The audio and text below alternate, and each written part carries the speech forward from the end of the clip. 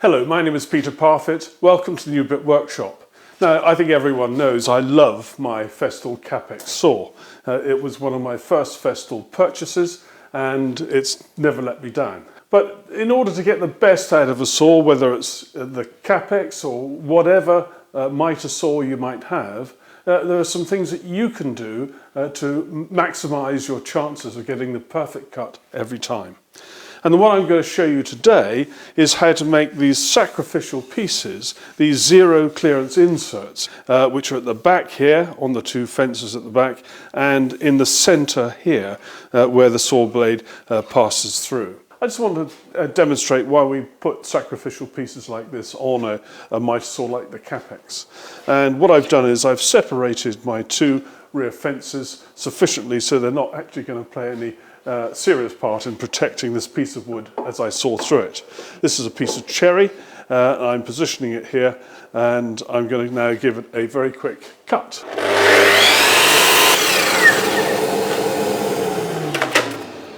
Now if you look closely at this piece, which was on the left hand side, you can see there's some breakout just here. Now if you make these and make sure they fit properly, then you can really improve the quality of your cuts because you'll get no breakout either underneath or at the back of the cut. And with a saw working the way this one does, you do not get breakout at the front or the top anyway. So you're effectively getting an absolute breakout free cut. Now I've just made these and I'm going to show you how I went about it, but before I do that I'm going to do one cut on here just to show you how good it is.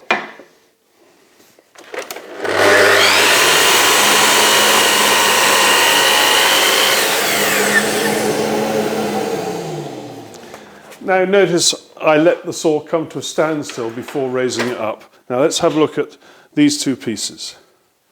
I'll bring them up as close as I can, and that's the back edge you're looking at and that's the underside. Absolutely super duper. Now in order to get the dimensions for this piece, which is going to fit in here, then you need to take some care. Now I'm going to do this for the Kapex, and for anyone with a Kapex the measurements which I produce should be just right for you. If you don't have a Kapex and you have to work all this out for yourself, here are some sort of ideas of how to go about it. It's pretty easy to measure the width of the recess here, and that is 49 millimeters. And one should check it at both ends. What really does matter, of course, is the positioning of the screw holes which you've got to put in. Because not only do you need the holes themselves for the shaft of the screw, but you also need a slightly larger hole for the head of the screw. Now, in order to do that for the first time on this machine, I've screwed in a couple of screws into here, and they're in tightly enough so they're not going to wobble. And I'm going to measure the distance between the outside, and it's that my scale is saying 41.05. For me that means 41.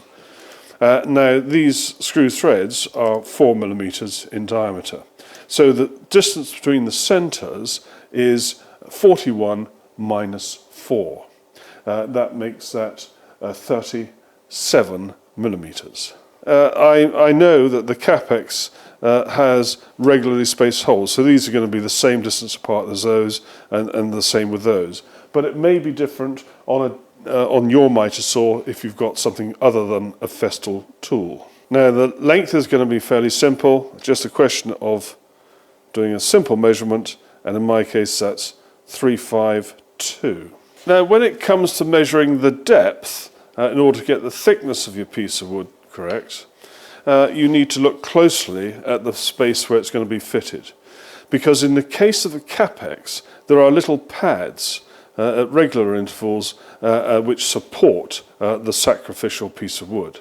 And down onto the pad itself, it's 7.5 millimeters. And it may not be quite so easy when you come to measure the distance between the centres, but I'm just going to do my best, and I reckon for me that is 326 between centres. And you can't assume that the middle hole here is actually in the middle, in the centre, so do check, and that is spot on. So that is central to those two there. And one final thing, I just want to satisfy myself that these three holes on each side are central fore and aft, and so I'm just going to check this dimension here.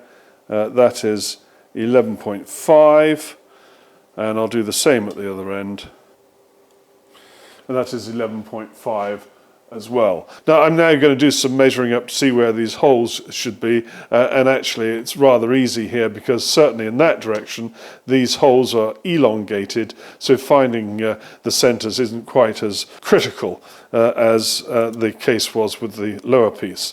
And the way I'm going to do that is basically I'm going to measure all the way across there, and I now know that's 153. I'm going to measure in here, and that's 9. So if it's 153 to the outside, which makes it 144, that's the distance to the centre. Now I'm making a measurement there to where I think that centre of that hole is from the base, and I think that should be at 50. Now with the adjustable fence flush at the end here, and measuring from that end, if that's where my sacrificial piece will sit, I need my sacrificial piece to be just about 278 millimeters in order to reach the center here. I'm now going to cut the various pieces to size. This piece is already the correct width to fit in here. It's also the correct thickness. I've just got to cut it to length, and that's the 352 measurement.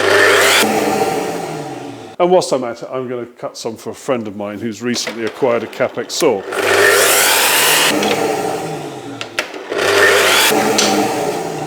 So that's it. One for me, one for David, one for Jake. And now the other pieces.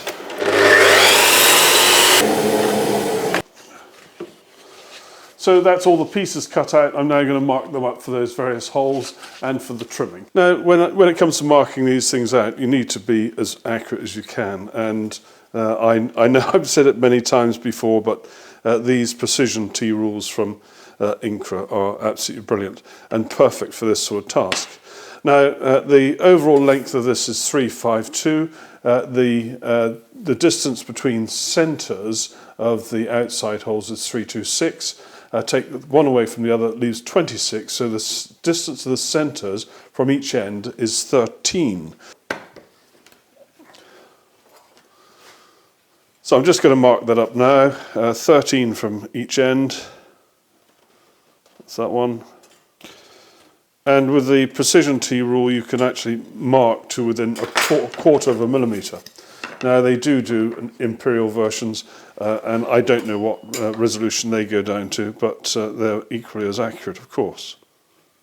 But of course I've now got to measure in my 6 as I did before, and that's fairly straightforward. So all the centres are done. Now if you're doing really fine work and you want to make sure your drill is going to start off in the right place, then you can use a centering punch. I've got one, but not everyone has one. If you don't have one, you can just use a nail, and what you do is you very carefully position a nail so it's right on the crosshairs that you've just drawn, and just give it a little tap, like so, and you've got a little indent there which will help you start that drilling off in the right place. Now marking up for the holes on these is very simple. We go 60 from the rear to get the centre of the first hole, then add 144 to 60, so it's 204 to get the second hole, and it's 50 up from the bottom in both cases.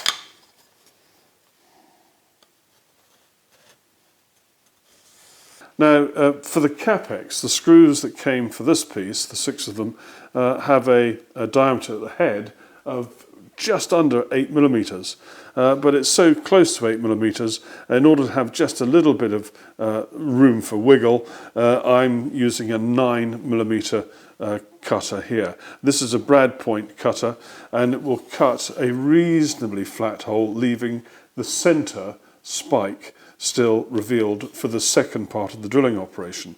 So I've got to go around now and drill these out so that this head can be just subsurface.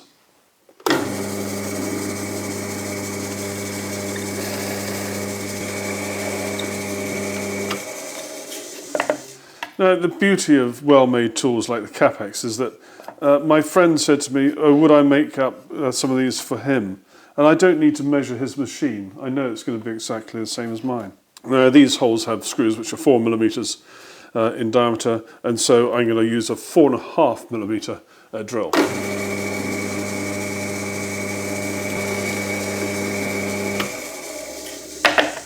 Well, that's that done. The only final task is for these pieces is just to round off the corners up here.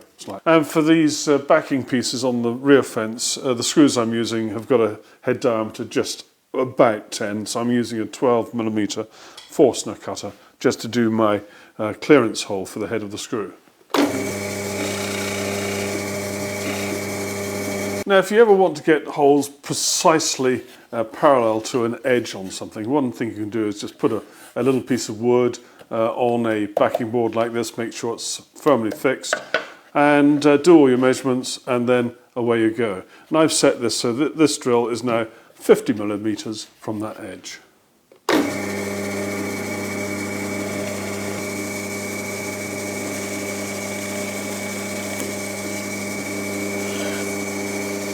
And you can probably see those holes are quite nicely centered. Now these are the ones that are going to my friend, and I've screwed these on, and using my pencil I've marked the profile of the piece behind, and you can see I've done it here. So for both pieces I've cut a total of three holes, which will help me with my bandsaw work. And my own one is very similar. This is seen from the back, and I'll now do that bit of bandsaw work.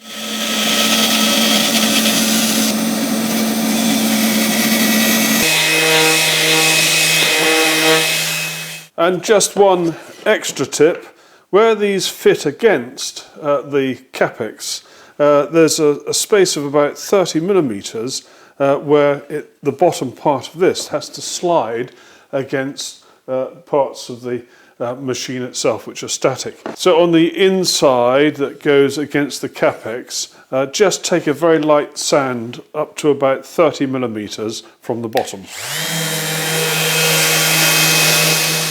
Now I've rounded off these corners, which is the last thing to do with these inserts, and I'm just checking them for size.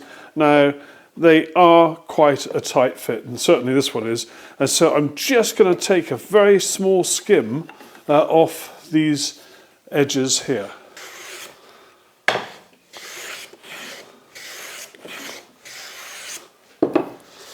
And you may have noticed that I'm just very slightly putting an angle on the plane, just a little bit that way. This is the top surface, so that it just helps it to go snug down into that hole.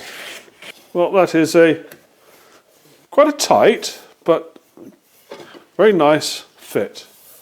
So I think that will be fine. I'm just looking downwards into these screw holes, and they all line up, so that's good. And there we have the one I've made for my friend, just sitting in there so you can see it. It's different in style from my own because I've taken it all the way up here. Well, that's my new bottom piece fitted. Now I can fit these pieces, and now I'm going to do the kerf cut, the first cut, and that cut defines the one hole in here and the edge here. Now remember, once you've used this a lot, you can bring these in a little bit more and redefine the edge which is here.